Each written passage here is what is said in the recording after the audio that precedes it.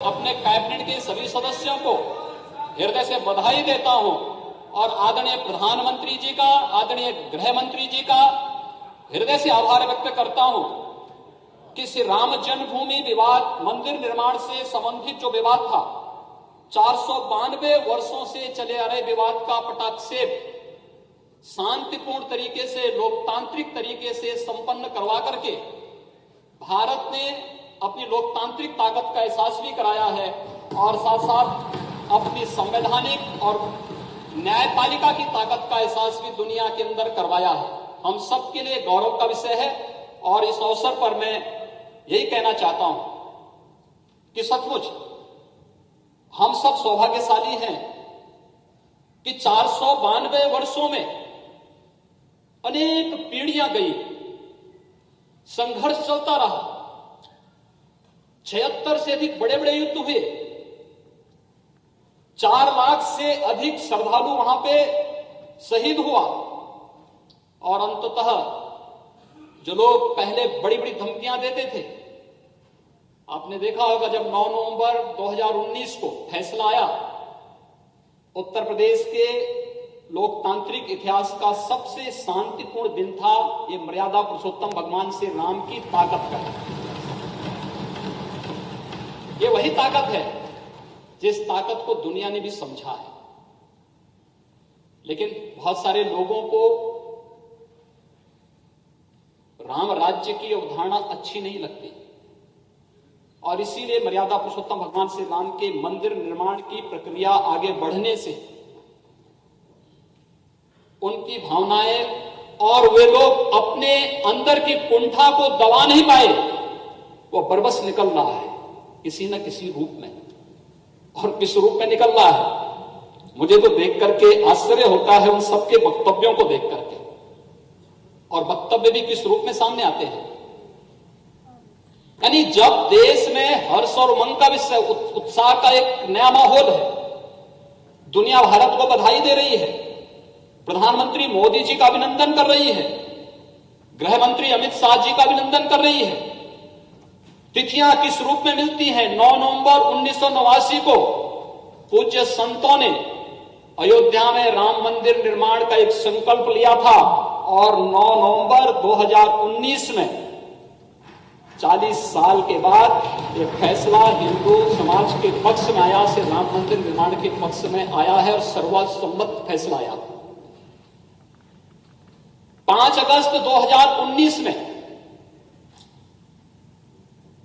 इस देश के अंदर सत्ता लोलुप राजनीति की एक बड़ी गलती का परिमार्जन देश की संसद ने आदरणीय प्रधानमंत्री जी के मार्गदर्शन में, आदरणीय गृह मंत्री श्री अमित शाह जी ने कश्मीर की धारा 370 को सदैव के लिए समाप्त करके आतंकवाद की ताबूत पर अंतिम कील ठोकने का कार्य किया।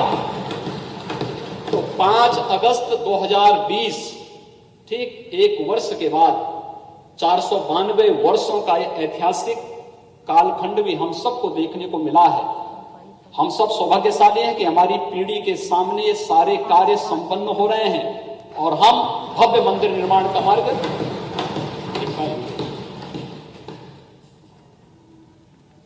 महोदय, इस अवसर पर बहुत सारे लोगों के वक्तव्य इसके बाद जिस रूप में आए हैं, जिन लोगों को राम के वास्तविकता पर ही विश्वास नहीं था, उन्हें राम की ताकत का एहसास अब तो हो रहा होगा। अब रोम की भाषा बोलने वाले लोग भी राम राम चिल्लाने लग गए हैं, भले वह परशुराम के बाने ही क्यों न हो, लेकिन उन्होंने चिल्लाना तो शुरू किया है, क्योंकि राम का नाम तो ऐसा है कि आप जिस भी रूप में ले लें, राम के नाम पर ले लें, चाहे परशुराम के नाम पर ले लें और चाहे मरा के नाम पर ले लें, वो तो हर एक का उद्धार कर देता है। लेकिन उन लोगों ने भी ये भाषा बोलनी शुरू कर दी है, क्योंकि उन्हें मालूम है कि भारत के अंदर राम नाम से ही बेतरनी पार होने वाली है, बाकी कोई उसका आधार नहीं है। और इस देश की जनता जनार्दन ने बार बार साबित करके दिखाया है। महोदय, ये वही लोग थे जिन्होंने राम सेतु का भी विरोध किया था, जिन्होंने सांप्रदायिकता कानून के नाम पर देश की भावनाओं के साथ खिलवाड़ करने का प्रयास किया था, इस समाज को बांटने का प्रयास किया था। आज फिर वे अपनी उस विभाजनकारी मंशा के रूप में फिर से आगे आ गए हैं और फिर से इस प्रकार की कुत्सित राजनीति करने के लिए फिर समाज को विभाजित करने की ओर अग्रसर कर रहे हैं। ये वही लोग हैं जिन लोगों ने राम भक्तों पर गोलियां चलाई थी। ये वही लोग हैं जो लोग आज जातिवाद का नारा कर रहे हैं, लगा रहे हैं, जातीयता का झंडा लेकर के चल रहे हैं। ये वही लोग हैं जब सत्ता में आते हैं तो कन्नौज के एक नीरज मिश्रा नाम के भारतीय जनता पार्टी के कार्यकर्ता का सिर काट करके ब्रीफकेस में भर करके अपने यहां मंगाते हैं और उस शर्मनाक घटना के बाद भी जनता से माफी नहीं मांगते।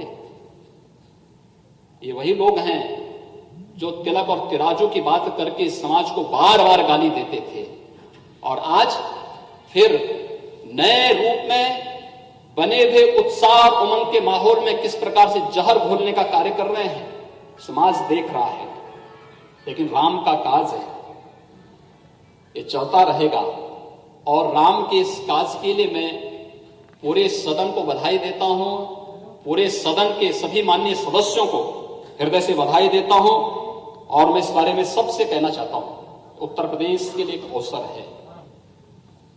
ये सच है, हम सब वैश्विक महामारी से लड़ रहे हैं, हम लोग लड़ेंगे और अभूतपूर्व कार्य किया है सभी माननीय सदस्यों ने, अभूतपूर्व कार्य किया है। आज उत्तर प्रदेश के अंदर मैं आंकड़ों पे जब आऊंगा तो वे आंकड़े किस रूप में सामने आते हैं, बताते हैं कि एक एक व्यक्ति ने, एक एक जनप्रतिनिधि ने सेवा की जो अप्रतिम मिसाल प्रस्तुत की है, उसका परिणाम है कि देश के अंदर सबसे बड़ी आबादी का राज्य अपने यहां कोरोना को नियंत्रित, काफी हद तक नियंत्रित करने में सफल रहा है। और उस कार्यक्रम को आगे बढ़ाने की दृष्टि से भी हमारे सामने अयोध्या में श्री राम मंदिर निर्माण की कार्रवाई, यह एक अभूतपूर्व घटना है और इस अभूतपूर्व घटना को आने वाले समय के लिए और भी स्मरणीय बनाने के लिए हम सब उस दिशा में एक नए प्रयास के साथ अयोध्यापुरी के विकास की एक नई रूपरेखा तैयार कर रहे हैं। लेकिन अभी तो हमें अयोध्या में 5 अगस्त को राम जन्मभूमि मंदिर निर्माण के लिए जिस कार्य का शुभारंभ आदरणीय प्रधानमंत्री जी ने किया है, उस कार्य के प्रसाद को देश के अंदर हर प्रदेश तक, हर जनप्रतिनिधि तक पहुंचाने के अभिनव कार्य को हमें अपने हाथों में लेना है और मुझे लगता है प्रसाद देश के अंदर और दुनिया के अंदर पहुंचना ही चाहिए और ये उत्तर प्रदेश में सरकार इस दायित्व को निभाएगी कि प्रसाद सब तक पहुंचेगा। मैं जानता हूं हमारे बहुत सारे जनप्रतिनिधियों को, माननीय विधायकों को प्रसाद यहां मिला है, हमारे अयोध्या के माननीय विधायक जी लेकर के आए हैं। जो बचे होंगे सरकार भी उन तक पहुंचाने का कार्य करेगी और फिर वे हमारे ब्रांड एम्बेसडर बनकर के, जैसे प्रयागराज कुंभ के समय मंत्री परिषद के सभी माननीय मंत्रियों ने जाकर के देश के अलग अलग राज्यों में जाकर के ब्रांड एम्बेसडर के रूप में प्रयागराज कुंभ को एक यूनिक इवेंट के रूप में प्रस्तुत किया, उसी रूप में हम लोग अयोध्या की इस घटना को भी देश और दुनिया के सामने प्रस्तुत करेंगे तो उत्तर प्रदेश में ढेर सारी संभावनाएं आगे बढ़ेंगी और उस रूप में हम लोग इस कार्यक्रम को आगे बढ़ाने का कार्य करेंगे। यह एक कार्य इस अवसर पर हम लोग करना चाहते हैं। महोदय, राम और परशुराम में तात्विक रूप से कोई भेद नहीं, दोनों भगवान विष्णु के ही अवतार हैं। इस थोड़ा बुद्धि का भेद है, जहां पर बुद्धि का स्तर संकीर्ण और छोटा होता है वे लोग भ्रम में पड़ते हैं, लेकिन तात्विक रूप से शास्त्र ने कोई भेद नहीं माना है, कोई भेद नहीं माना है। और फिर हम सब के यहां लोक भाषा में संत तुलसीदास जी ने तो बहुत अच्छे ढंग से इसकी विवेचना की है, बहुत अच्छे ढंग से इसको प्रस्तुत कर दिया है। जब धनुष भंग के समय भगवान परशुराम पधारते हैं तो मर्यादा पुरुषोत्तम भगवान श्री राम के ही मुंह से उन्होंने कह दिया कि राम मात्र लघु नाम हमारा, परशु सहित बड़ नाम तुम्हारा। और भगवान परशुराम ने भी फिर यही बात कही कि राम रमापति कर धन लेहूं, खींचों मिटे मोर सत्य हूं। यह है भारत की मर्यादा,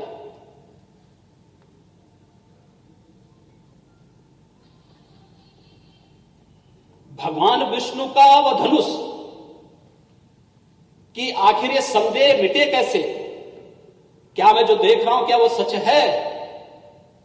और उन्होंने यही कहा, हे राम, जो मैं देख रहा हूं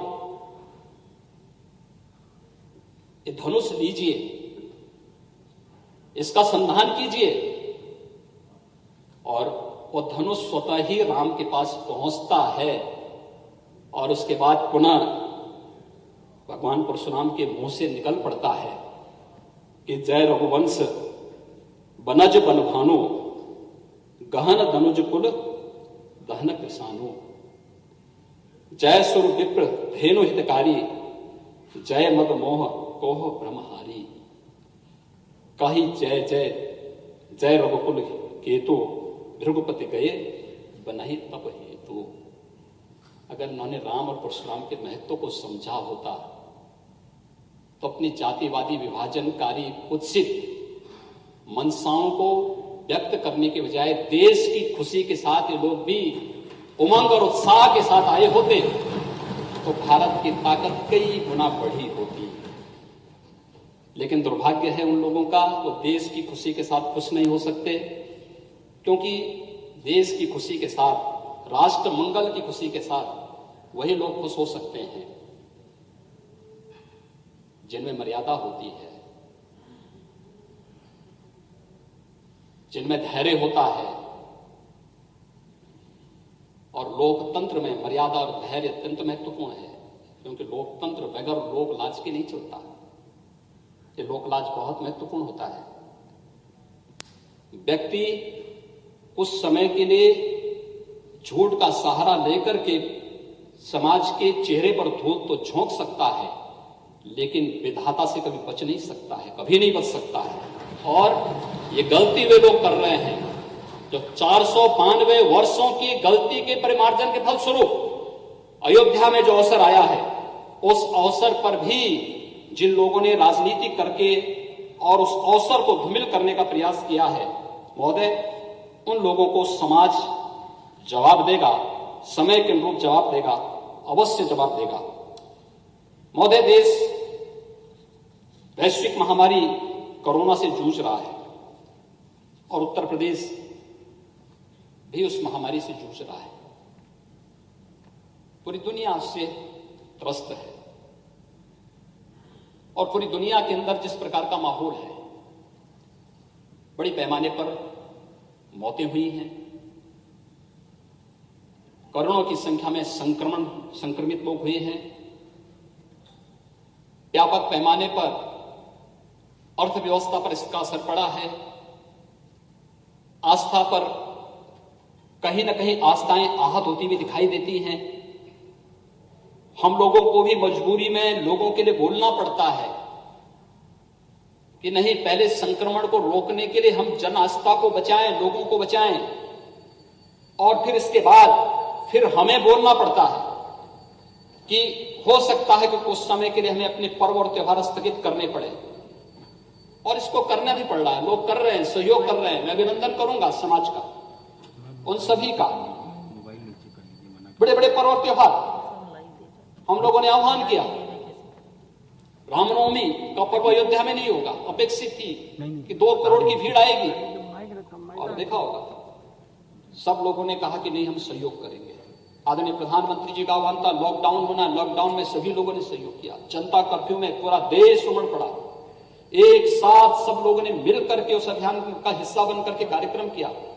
लॉकडाउन में जो समय से ले गए निर्णय के परिणाम स्वरूप देश को बचाने में मदद मिली, लेकिन उस सब के बावजूद इस वैश्विक महामारी, सदी की सबसे भीषण संक्रमण कोविड-19 से इस लड़ाई को लड़ने की तैयारी जिस रूप में हुई है और जिस रूप में कर रहे हैं, महोदय, अगर मैं आंकड़े प्रस्तुत करूं उत्तर प्रदेश की भी और देश के प्रमुख राज्यों की भी। दिल्ली का एक नमूना उत्तर प्रदेश में आता है और उत्तर प्रदेश में आके कहता है कि उत्तर प्रदेश में कोविड के खिलाफ कोई रणनीति नहीं बन पा रही है। यानी जिन्होंने दिल्ली को बर्बाद किया, जिन लोगों ने उत्तर प्रदेश और बिहार के नागरिकों के साथ दुर्व्यवहार करके वहां से जबरन वहां से भगाया, बेशर्मी के साथ अपने चेहरे पर बेशर्मी ओढ़े हुए वे लोग आकर के यहां पर आकर के उल जलूल वक्तव्य देकर के किस प्रकार की बातें करते हैं। अगर मैं आंकड़े आपके सामने पढ़ूं, उत्तर प्रदेश की आबादी है महोदय आज के दिन पे 23 करोड़ 78 लाख, और उत्तर प्रदेश के अंदर कुल पॉजिटिव केस हैं 1,72,000, सक्रिय केस हैं 48,000, उपचारित हुए हैं 1,21,000, मृत्यु हुई है 2,700, कुल टेस्ट हुए हैं 41,84,900। हमारे पास 10 लाख पे केस कुल 744 हैं, मृत्यु प्रति 10 लाख में 12 है, और मृत्यु दर है 1.6%। ये देश के अंदर न्यूनतम मृत्यु दर है। और महोदय, दिल्ली से जो एक नमूना आता है, इसको इसकी वास्तविकता हम बताते हैं। दिल्ली की कुल आबादी है 1 करोड़ 80 लाख। दिल्ली में कुल पॉजिटिव केस हैं 1,56,000। दिल्ली में मृत्यु हुई है 4,235, यानी उत्तर प्रदेश के 2,700 की तुलना में 4,200। यूपी में प्रति 10 लाख पे केस हैं 744, दिल्ली में है 7,880। प्रति 10 लाख में यूपी में मृत्यु है 12, दिल्ली में है 214। यूपी में है मृत्यु दर 1.6, दिल्ली में है 2.7%, और यूपी में पॉजिटिविटी है 4.1% और दिल्ली में है 11.5%। ये हैं लोग। इन चेहरों को थोड़ा पहचानो, ये विभत्स चेहरे, इस सत्ता को लूटने वाले चेहरे, समाज को गुमराह करके बेशर्मी के साथ आकर के धमकी देने वाले चेहरे, ये वही चेहरे हैं। इनको पहचानने की आवश्यकता है। लोकतंत्र के नाम पर कलंक बनाने वाले चेहरे, और ये वे चेहरे हैं। और महोदय, आज के दिन पर देश के अंदर न्यूनतम मृत्यु दर के साथ उत्तर प्रदेश कोरोना की इस लड़ाई को लड़ रहा है। दुनिया के अंदर बड़े देशों के साथ अगर हम तुलना करें, अमेरिका, महोदय, अमेरिका की कुल आबादी है 32 करोड़ 72 लाख।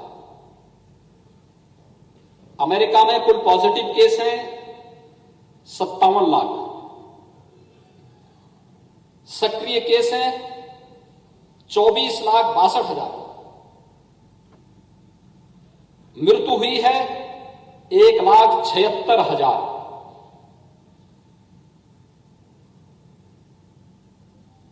प्रति 10 लाख पे केस हैं 17,209। मृत्यु दर है, मृत्यु प्रति 10 लाख में है 532, और मृत्यु दर है 3.1%, और पॉजिटिविटी दर है 7.8%।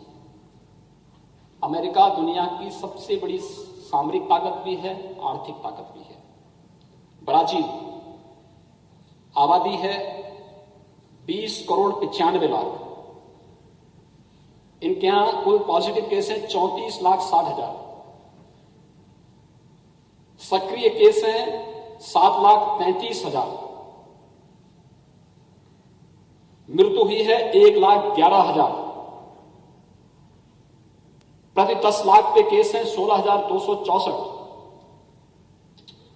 प्रति 10 लाख पर मृत्यु हुई है 523, मृत्यु दर है 3.2%, और पॉजिटिविटी है 25.2%। ये महोदय, ये आंकड़े हैं दुनिया के भी और देश के भी, और इन आंकड़ों के बीच में हम लोगों को कार्य करना, यहां पे हम लोगों ने और पूरी टीम ने कार्य किया। उत्तर प्रदेश पहला राज्य था जिसने अपने यहां के श्रमिकों, स्ट्रीट वेंडर्स की और गरीबों के लिए राहत की घोषणा की। मंत्री परिषद जैसे बैठा, मंत्री परिषद की समिति वित्त मंत्री की अध्यक्षता में गठित होती है उत्तर प्रदेश। इसके बाद अपने उन नागरिकों की चिंता भी किया। 36 लाख से अधिक प्रवासी कामगार और मजदूर अलग अलग राज्यों में काम करते थे। उनकी सुरक्षित वापसी के लिए उत्तर प्रदेश परिवहन निगम ने, भारतीय रेल ने आदरणीय प्रधानमंत्री जी के अनुकंपा से जो व्यापक कार्य योजना बनाई, वे सभी लोग सुरक्षित आए। कोई कल्पना कर सकता है जिस राज्य में 40 लाख से अधिक माइग्रेंट लेबर आई हो, उस राज्य में संक्रमण किसी भी अन्य बड़े राज्य की तुलना में न्यूनतम स्तर पर है। और यह कार्य इसलिए हुआ क्योंकि एक टीम काम कर रही थी, एक मशीनरी काम कर रही थी। मैं इस अवसर पर नमन करता हूं अपने सभी कोरोना वॉरियर्स को, जिन्होंने सचमुच उत्तर प्रदेश का हेल्थ सेक्टर देश के और दुनिया के अन्य राज्यों की तुलना में या अन्य बड़े राज्यों में, विकसित राज्यों की तुलना में, विकसित देशों की तुलना में कमजोर माना जाता था। लेकिन इस सब के बावजूद हेल्थ सेक्टर ने, मेडिकल एजुकेशन ने, हेल्थ ने, सभी ने और कोरोना वायरस ने, चाहे वह स्वास्थ्य विभाग से जुड़े हुए हों, चाहे वह सुरक्षा से जुड़े हुए हों, चाहे वह सफाई के कर्मी हों, चाहे वह बैंक से या समाज के अलग अलग सेक्टर से जुड़े हुए हों, खाद्य विभाग से जुड़े हुए थे, कृषि से जुड़े हुए थे, अलग अलग विभाग से जुड़े हुए, सभी लोगों ने मिलकर के जो एक टीम वर्क का उदाहरण प्रस्तुत किया कि विपत्ति में हम काम करेंगे, और जो उदाहरण प्रस्तुत किया, आज उसका परिणाम था कि हम लोग संक्रमण को हर हाल में कंटेन करने में सफल हुए। और उत्तर प्रदेश आज के दिन पर जहां एक सुरक्षित स्थिति में है, वहीं महोदय आज के दिन पर सर्वाधिक टेस्ट करने वाला राज्य भी उत्तर प्रदेश है। अपनी सीमित क्षमता के बल पर सर्वाधिक टेस्ट करने वाला राज्य भी उत्तर प्रदेश है। हम लोग आज के दिन पर लगभग 45 लाख के आसपास टेस्ट उत्तर प्रदेश आज के दिन पे कर रहा है और सर्वाधिक टेस्ट है। ये कार्य 1,51,000 से अधिक बेड्स उत्तर प्रदेश राज्य में केवल कोविड के लिए बना दिए जाएं, वेंटिलेटर्स हर जनपद में उपलब्ध हो जाएं, एफएनएनसी की व्यवस्था हर एक जनपद में पहुंचा दी जाए। उत्तर प्रदेश की मशीनरी ने करके दिखाया और उस टीम वर्क के साथ कार्य करते हुए लगातार आज कार्य कर रहे हैं। इंफ्रास्ट्रक्चर डेवलपमेंट के कार्य, हाईवे हैं, एक्सप्रेसवे हैं, बड़े निर्माण के कार्य हैं। मंत्री परिषद की रिपोर्ट आने के साथ ही कमेटी ने अपनी रिपोर्ट दी, तत्काल कार्य प्रारंभ हो गए, युद्ध स्तर पर कार्य चल रहे हैं और आज उसका परिणाम है। हम मानते हैं कोरोना कालखंड था, पूरी दुनिया की इकोनॉमी पे असर पड़ा, लेकिन दुनिया की इकोनॉमी पर असर पड़ने के साथ साथ उत्तर प्रदेश अप्रैल, मई और जून में हमारी इकोनॉमी पे असर पड़ा। लेकिन इकोनॉमी पे असर पड़ने के साथ हम लोग जुलाई में अगर विगत वर्ष की तुलना अगर करें तो केवल 3% राजस्व की कमी हमारी रह गई है। और मैं अनुमान करता हूं कि खन्ना जी की टीम उसको भी इस अगस्त महीने में पूरा करते हुए राजस्व की फिर भरपाई कर देगी और फिर जो माननीय जनप्रतिनिधियों की भावनाएं हैं कि विकास के लिए और पैसा चाहिए, उसकी भी पूर्ति की जा सकेगी। इस दिशा से मैं उम्मीद करता हूं कि कार्य हम लोग अब जिस दिशा में तेजी के साथ आगे बढ़े हैं, ये कार्य अभूतपूर्व कार्य हो, हर एक ने कार्य किया। उधर प्रधानमंत्री जी पैकेज घोषित करते हैं 20 लाख करोड़ का, इधर एमएसएमई अगले दिन ही 2 लाख से अधिक यूनिट को 2,000 करोड़ रुपए से अधिक का ऋण वितरण करता है। उत्तर प्रदेश ने दिखाया कि हम काम करके दिखा सकते हैं, हर योजना का लाभ दे सकते हैं। महोदय, उत्तर प्रदेश को अगले 1 साल के अंदर 15,000 करोड़ रुपए अपने एमएसएमई यूनिट को लोन के रूप में देना था और हम लोग अब तक 10,000 करोड़ रुपए से अधिक बांट चुके हैं। और मुझे लगता है कि बहुत शीघ्र जो कार्य आगे होने जा रहे हैं, इन कार्यक्रमों को भी हम आगे करने जा रहे हैं, बहुत तेजी के साथ आगे बढ़ा रहे हैं। हर एक सेक्टर, हर एक ने अभूतपूर्व कार्य किया। पावर में बिजली, उस कालखंड में भी बिजली निरंतर मिलती रही लोगों को, कहीं कोई समस्या नहीं थी। और हम आभारी हैं आदरणीय प्रधानमंत्री जी के और सूचना और प्रसारण मंत्री भारत सरकार के, जिन्होंने रामायण और महाभारत के नाम पर एक बार फिर से लोगों में एक नई ऊर्जा का संचार कर दिया। पूरे कई बार तो मैं देख रहा था, उस दौरान मैं देखता था कि रामायण इस समय भी अगली बार भी क्यों भाई बार बार कैसे आ रहा है, इन्हीं लोगों की डिमांड है। यह है भारत की भावना। अगर इस भावना को समझने का प्रयास किया होता विपक्ष ने, तो राम के प्रति इस प्रकार की अनर्गल टिप्पणी ये लोग नहीं करते। लेकिन खैर, जो राम का हुआ उसके सारे काम अपने आप सिद्ध होते हुए चलते हैं। और ये तो भारत की परंपरा भी है, जिसने राम का नाम लिया वह सबके लिए पूज्य हो गया। बजरंगबली हनुमान हो या फिर महर्षि वाल्मीकि हो, सबके लिए पूज्य हो गए, त्रिकालदर्शी हो गए। हर देश हर काल परिस्थिति में हर प्रकार की मानवता के लिए पूज्य हो गए। लेकिन जिसने राम के साथ द्रोह किया, मारीच की तरह उसको दुर्गति को भी प्राप्त होना पड़ा है। ये हमें नहीं भूलना चाहिए। और महोदय, मैं इस अवसर पर यही कहना चाहूंगा कि उत्तर प्रदेश सरकार हर एक मोर्चे पर इस कार्य को आगे बढ़ाने का कार्य कर रही है। मैं सभी माननीय जनप्रतिनिधियों से और खासतौर पर अपने सभी माननीय विधायकगणों से भी यह अनुरोध करूंगा कि जो कार्य आप लोगों ने किया है, जिस तरीके से अभूतपूर्व मिसाल प्रस्तुत की है, खाद्यान्न वितरण की, राशन की, माइग्रेंट लेबर को लेकर के स्वयं की चिंता किए बगैर, उस दौरान में देखता था बहुत सारे विधायकगण जाते थे, उनके लिए शिविर लगाते थे, भोजन वितरण करते थे, लोगों को राहत देते थे, उनको सुरक्षित पहुंचाने का कार्य करते थे, एक एक गांव का विजिट करते थे। मुझे फोन करके बोलना पड़ता था कि भाई देखो, अपना स्वयं का बचाव पहले करिए, अपना बचाव करते हुए फिर हमें बचाव के कार्यक्रम को आगे बढ़ाना है। और इस कार्यक्रम को करते करते हमें अपने 2 मंत्री भी खोने पड़े। ये हमारे लिए एक त्रासदी है। लेकिन इस महामारी से लड़ते हुए भी उत्तर प्रदेश अगर 24 करोड़ लोगों के जन विश्वास का प्रतीक बना हुआ है, तो हमें इस विश्वास को और मजबूती से आगे बढ़ाना है। क्योंकि नवंबर तक अभी खाद्यान्न की योजना महीने में 2 बार जो देने की कार्रवाई चल रही है, इसको मजबूती के साथ आगे बढ़ाना। मैं अनुरोध करूंगा आप में से जितने भी माननीय जनप्रतिनिधि हैं, हर विधानसभा क्षेत्र में कोई ना कोई कस्बा है, कोई ना कोई नगर है। स्ट्रीट वेंडर के लिए बहुत अच्छी योजना आई है। इस स्ट्रीट वेंडर की योजना को अपने यहां लागू करने की तैयारी करिए।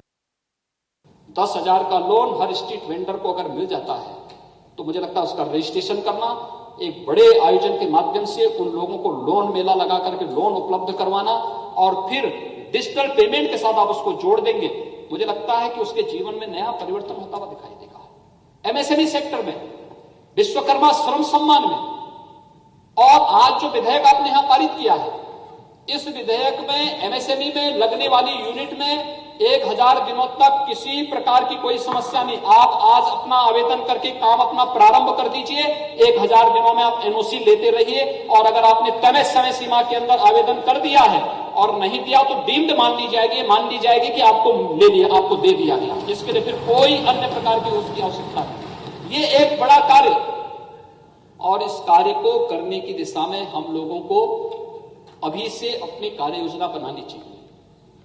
खाद्यान्न, हर गरीब को खाद्यान्न देने की व्यवस्था।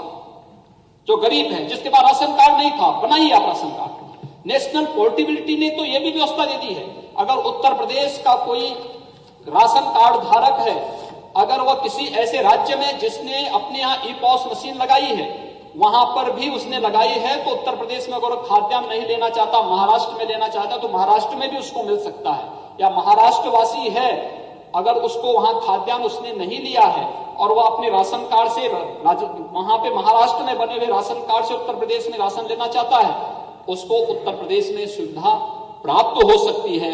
नेशनल पोर्टेबिलिटी ने, प्रधानमंत्री जी ने यह सुविधा दे दी है। हम प्रधानमंत्री जी के आभारी हैं कि उन्होंने नेशनल पोर्टेबिलिटी की व्यवस्था को लागू किया। उत्तर प्रदेश सबसे बड़ी आबादी का राज्य होने के बावजूद भी हमने इसको उत्तर प्रदेश के अंदर लागू किया है। यह सुविधा हम उत्तर प्रदेश को दे चुके हैं। एक बड़ा कार्यक्रम इसके साथ चल रहा है। मैं अपील करूंगा आपसे, पावर सेक्टर में बड़ा कार्य होने जा रहा है। 1.5 साल का समय भी आपके पास नहीं चुनाव के लिए। जितने मजरे हैं विद्युतीकरण के लिए अपनी पूरी सूची बना करके सरकार को उपलब्ध करवाएं, विभाग को उपलब्ध करवाएं। 1 साल के अंदर प्रयास करें, एक अभियान चला करके सभी मजरों तक विद्युतीकरण का कार्य प्रारंभ कर पूरा करवा दे। सरकार पूरा पैसा इसके लिए उपलब्ध करवाएगी। इसके लिए पैसे की कोई कमी नहीं आने वाली है। सड़कों के लिए व्यापक कार्य योजना को लेकर के हम कार्य करने जा रहे हैं। इंफ्रास्ट्रक्चर डेवलपमेंट के लिए सबसे बड़ी आबादी का राज्य होने और सब आर्थिक स्थिति अन्य राज्यों की तुलना में उतनी मजबूत न होने के बावजूद भी पूर्वांचल एक्सप्रेसवे का काम तय समय सीमा के अंदर पूरा होगा। उत्तर प्रदेश सरकार इस कार्य को तेजी के साथ आगे बढ़ा रही है। बुंदेलखंड एक्सप्रेसवे तय समय सीमा के अंदर पूरा होगी। डिफेंस कॉरिडोर का काम तय समय सीमा के अंदर तेजी के साथ आगे बढ़ रहा है। गंगा एक्सप्रेसवे का काम मेरठ से प्रयागराज तक, यह कार्य राज्य सरकार अपने स्तर पर औद्योगिक विकास विभाग इस कार्य को कर रही है। लेकिन साथ साथ हमने भारत सरकार से भी अनुरोध किया है कि मेरठ को हरिद्वार तक जोड़ने और प्रयागराज को काशी तक जोड़ने के लिए इस एक्सप्रेसवे को कर देंगे तो गंगा एक्सप्रेसवे पूरी इस मंशा को पूरा कर देगा कि हरिद्वार से लेकर के और हम लोग काशी तक इस गंगा एक्सप्रेसवे के माध्यम से उत्तर प्रदेश को पूरब से पश्चिम तक जोड़ने का एक बड़ा कॉरिडोर दे देंगे और ये विकास का बहुत बड़ा गलियारा बनेगा। औद्योगिक विकास विभाग ने इन सभी एक्सप्रेसवे को एक्सप्रेसवे तक सीमित नहीं रखा है। इसमें हमारे जगह जगह क्लस्टर बनेंगे, औद्योगिक क्लस्टर बनेंगे अलग अलग। कहीं एमएसएमई का बन जाएगा, कहीं फूड प्रोसेसिंग का बन जाएगा, कहीं पे टेक्सटाइल का बन जाएगा, कहीं पे किसी अन्य उसका बन जाएगा। अलग अलग हमारे पास पहले से मौजूद है। 1 डिस्ट्रिक्ट 1 प्रोडक्ट की कार्य योजना बहुत प्रभावी योजना है। आत्मनिर्भर भारत की परिकल्पना का आधार उत्तर प्रदेश के अंदर 1 डिस्ट्रिक्ट 1 प्रोडक्ट की योजना बनेगी और इस योजना को जितना हम अपने अपने जनपद की एक एक योजना को लेकर के उसको प्रमोट करें।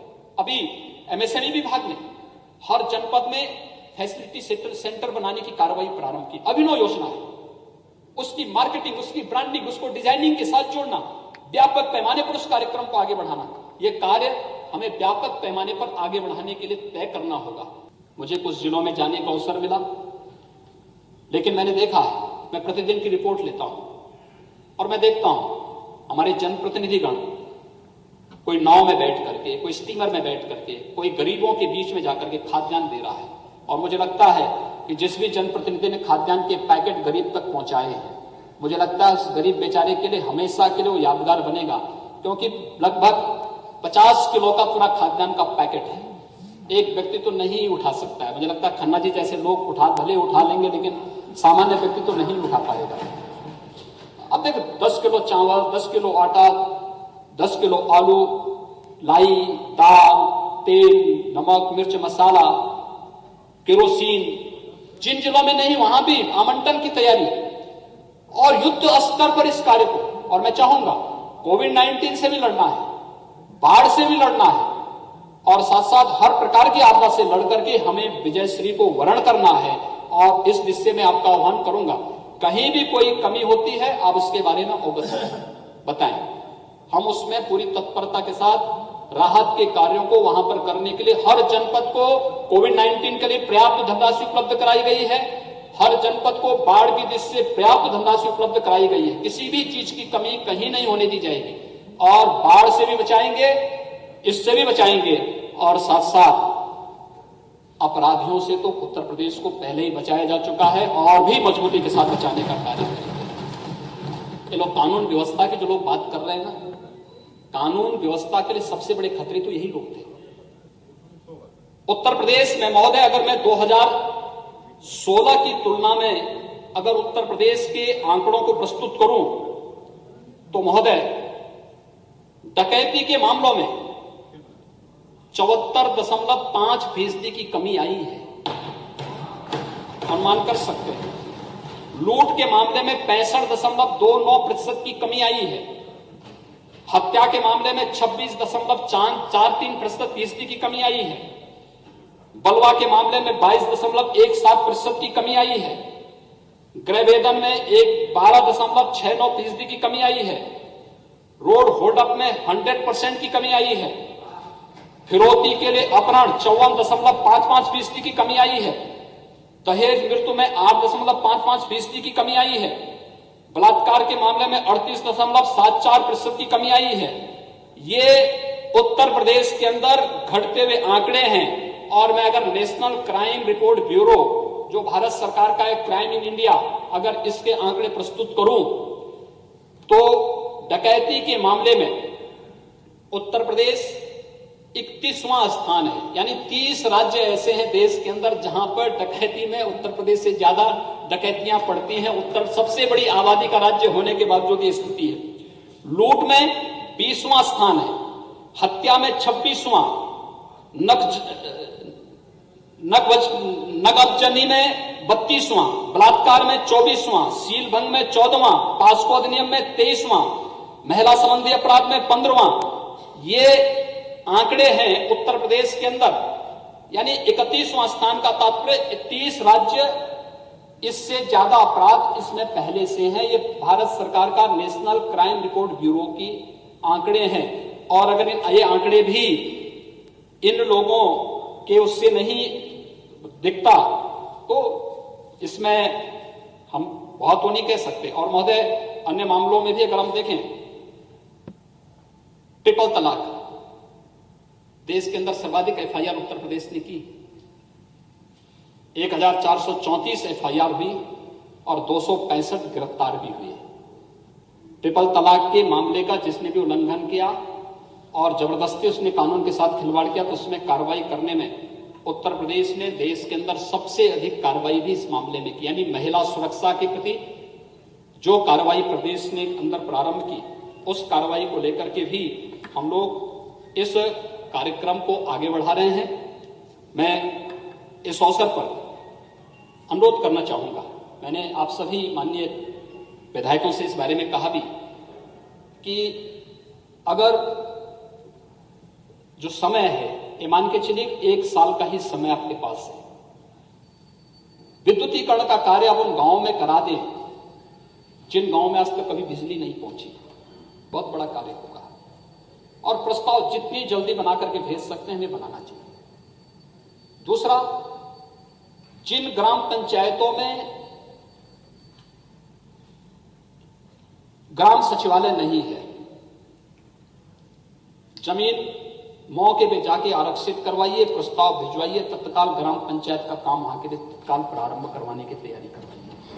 गांव को टेक्नोलॉजी के साथ जोड़िए, ऑप्टिकल फाइबर का कनेक्शन हर गांव तक पहुंचे और ग्राम सचिवालय को हर एक गांव में आप कई लोगों को रोजगार दे सकते हैं। जैसे रोजगार की दृष्टि से बहुत बड़ा कार्य हो सकता है और वह कार्य है खासतौर पर जो बहुत बड़ा कार्य हो सकता है, जैसे इस समय ग्रामीण विकास और पंचायती राज की तरफ से एक कार्य बैंकिंग कॉरेस्पॉन्डेंट सखी के रूप में प्रारंभ होने जा रहा है। हर गांव की किसी पढ़ी लिखी महिला को आप इस बैंकिंग कॉरेस्पॉन्डेंट सखी के साथ जोड़ सकते हैं। ऑनलाइन, यानी बैंकों में आपने देखा होगा कि हम पेंशन की राशि भेजते थे, अगले दिन लॉकडाउन के दौरान बड़ी संख्या में लोग भीड़ लगाते थे बैंकों में। अगर हम ग्राम सचिवालय में ही ये सुविधा दे दें कि लेन देन की सारी सुविधा बैंकिंग कॉरेस्पॉन्डेंट के माध्यम से गांव के अंदर होगी तो बैंक में भीड़ नहीं होगी, बैंक अपने अन्य कार्यों को संपन्न कर सकता है। और ऐसे ही कॉरेस्पॉन्डेंट हम अलग अलग कार्यों के लिए कर सकते हैं। हर गांव सचिवालय में 4 से 5 लोगों को रोजगार की नई संभावना विकसित हो सकती है। तत्परता के साथ चयन करना और इस कार्यक्रम को आगे बढ़ाना। सामुदायिक शौचालय का निर्माण मजबूती के साथ जिन ग्राम पंचायतों में नहीं, चयन करिए और ग्राम सचिवालय के पास है जहां उपयुक्त समझे एक सामुदायिक शौचालय के लिए जमीन आरक्षित करना, सामुदायिक शौचालय का निर्माण करवाना। उस शौचालय के निर्माण के माध्यम से स्वच्छता का, अभी स्वच्छता की रैंकिंग आई है भारत सरकार की, उत्तर प्रदेश ने बहुत अच्छी रैंकिंग उसमें प्राप्त की है।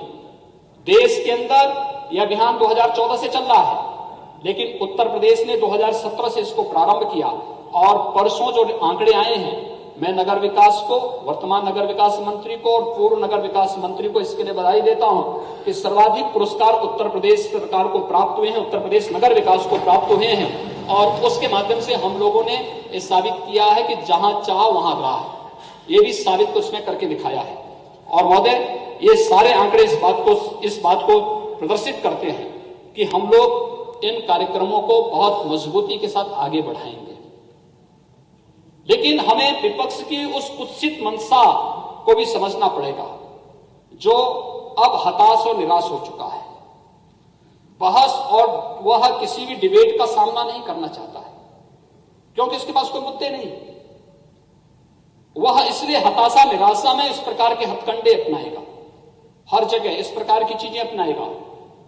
उस षड्यंत्र से बचते हुए अगर हम लोग उनको उनकी वास्तविक स्थिति को आभास करा सके और बता सके कि आपके द्वारा ये चीजें हो रही हैं और ये कार्य हो रहे हैं, हम अपनी उपलब्धियों को बोलने में संकोच न करें। मेरा ये मानना है सभी विधायकों ने अपने अपने विधानसभा क्षेत्र में इतना काम किया है, पिछले 20 वर्षों के दौरान कोई भी उतना काम नहीं किया होगा जितने 5 वर्ष के दौरान आप करके अपने अपने क्षेत्र में करके दिखा देंगे। ये अपने आप में एक बड़ी उपलब्धि आपके लिए। और बाकी जो बचे होंगे, हमारे पास 1.5 वर्ष का समय है। इस 1.5 वर्ष के दौरान तो एक बहुत स्पीड के साथ बढ़ी। अभी तक स्पीड हमारी अगर 120 की थी तो अब यही चलेगी 250 की स्पीड चलने वाली है। और 250 की स्पीड में विपक्ष नहीं चल पाएगा, क्योंकि काम करने की जिसकी आदत नहीं होती है वो काम कर भी नहीं सकता है। उनकी आदत नहीं काम करने की, इसलिए उनकी उस गलत मंशा, वो विभाजनकारी मंशा से बचते हुए मैं आपसे यही कहना चाहता हूं कि हम लोगों को एक नए और समृद्ध उत्तर प्रदेश को, एक सुरक्षित उत्तर प्रदेश की ओर जाने की व्यवस्था करनी चाहिए। और मैं देख रहा था, जब मैं सदन में घुसा, मुझे देख के आश्चर्य हुआ था कि विपक्ष के एक माननीय सदस्य अपने गले में तख्ती लटकाए हुए थे। तो मुझे मेरठ की घटना याद आ गई, जहां पे एक अपराधी अपने गले में तख्ती लटका करके घूम रहा था और कह रहा था जान बख्शो, और जान बख्शो की बात कर रहा था, और जान बख्शो की बात कर रहा था। मुझे लगता है जनता इनको जब सबक सिखाएगी तो यही बताएगी, तब फिर इन लोगों को इसी प्रकार की तख्ती लेकर के घूमना पड़ेगा जनता से माफी मांगने के लिए। ये जनता के अदालत में ये लोग वहां पर जनता के सामने, इनके सामने जवाब देते हुए नहीं बनेगा। और किन किन लोगों के लिए एक, यानी आज तो सदन में खानों को बाहर करने की एक नई मुहिम चल पड़ी है। सपा एक खान के लिए, कांग्रेस दूसरे खान के लिए, कि साहब इनको रिहाई करो। यानी कानून का उल्लंघन करेंगे, कानून को ठेंगा दिखाएंगे, उस प्रकार की गतिविधियों में लिप्त रहेंगे जो समाज विरोधी भी हो और कहीं ना कहीं सुरक्षा को चुनौती देती हो, और उस सबके बावजूद गले में तख्ती लटका करके उन खानों का समर्थन हो रहा हो। तो विधानसभा में सीएम योगी आदित्यनाथ संबोधित कर रहे थे, जहां हर एक मसले को लेकर उन्होंने बात रखी, चाहे कोरोना के मामले को लेकर हो और 2016 की तुलना में अपराध को लेकर भी कहा कि बहुत कम हुआ है, क्योंकि कानून व्यवस्था को लेकर लगातार विपक्ष सरकार को घेर रहा है, निशाना साध रहा है।